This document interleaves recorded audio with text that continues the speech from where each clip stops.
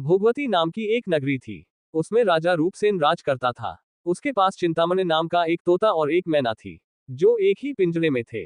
एक दिन की बात की तोता मैना में बहस हो गई। मैना ने कहा, आदमी बड़ा पापी, दगाबाज और अधर्मी होता है। तोते ने कहा, स्त्री झूठी, लालची और हत्यारी होती है। दोनों का झगड़ा बढ़ गया तो राजा ने कहा, क्या बात है, तुम आपस में लड़ते क्यों हो? मैना ने कहा, महाराज, मर्द बड़े बुरे होते हैं। इसके बाद मैना ने एक कहानी सुनाई, जिसमें एक पुरुष दूसरा से अपनी पत्नी की हत्या करवा देता है।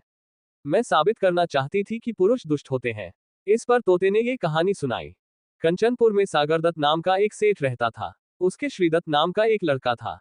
वहां से कुछ दूर पर एक और नगर था, श्री विजयपुर। उसमें सोमदत्त नाम का सेठ रहता था। उसके एक लड़की थी, वह श्रीदत्त को ब्याही थी। ब्याह के बाद श्रीदत्त व्यापार करने परदेश चला गया।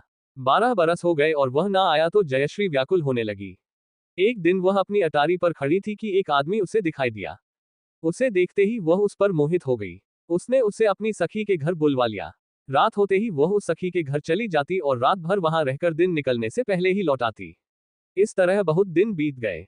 इस बीच एक दिन उसका पति परदेश से लौट आया।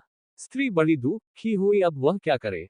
पति हारा थका था। जल्दी ही उसकी आंख लग गई और स्त्री उठकर अपने दोस्त के पास चल दी।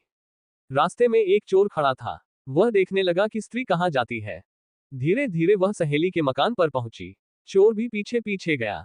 संयोग से स्त्री के प्रेमी को सांप ने काट लिया था और वह मरा पड़ा था। स्त्री ने समझा सो रहा है। वहीं आंगन में पीपल का एक पेड़ था, जिस पर एक पिशाच बैठा ये लीला देख रहा था। उसने उस आदमी के शरीर में प्रवेश करके उस स्त्री की नाक काट ली और फिर उस आदमी की देह से निकलकर पेड़ पर जा बैठा। स्त्री रोती हुई अपनी सहेली के पास गई। सहेली ने कहा कि तुम अपने पति के पास जाओ और वहां बैठकर रोने लगो। कोई पूछे तो कह देना कि पति ने नाक काट ली है। उसने ऐसा ही किया। उसका रोना सुनकर लोग इकट्ठे हो गए। लड़की का आप भी वहां आ गया। लड़की के बाप ने कोतवाल को खबर दे दी। कोतवाल उन सबको राजा के पास ले गया। लड़की की हालत देखकर राजा को बड़ा गुस्सा आया। उसने कहा, इस आदमी को सूली पर लटका दो। वह चोर वहां खड़ा था। जब उसने देखा कि एक बेकसूर आदमी को सूली पर लटकाया जा रहा है तो उसने राजा के सामने जाकर सब हाल सच सच बता दिया। बोला, अगर मेरी बात का विश्वास न हो तो जाकर देख लीजिए, इसके प्रेमी के मुंह में स्त्री की नाक है। राजा ने दिखवाया तो बात सच निकली। इतना कहकर तोता बोला, हे राजा, स्त्रियां ऐसी होती हैं। राजा ने उस स्त्री का सिर मोड़वाकर गधे पर चढ़ाकर नगर में घुमवाया और शहर से बाहर छुड़वा दिया।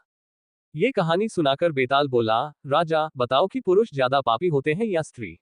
ज्यादा पापी कौन है? राजा बोला, हम किसी एक को पापी नहीं ठहरा सकते। कई स्त्रियां अपने स्वभाव के कारण पापी होती है और कई पुरुष भी अपने स्वभाव के कारण ही पापी हो सकते हैं।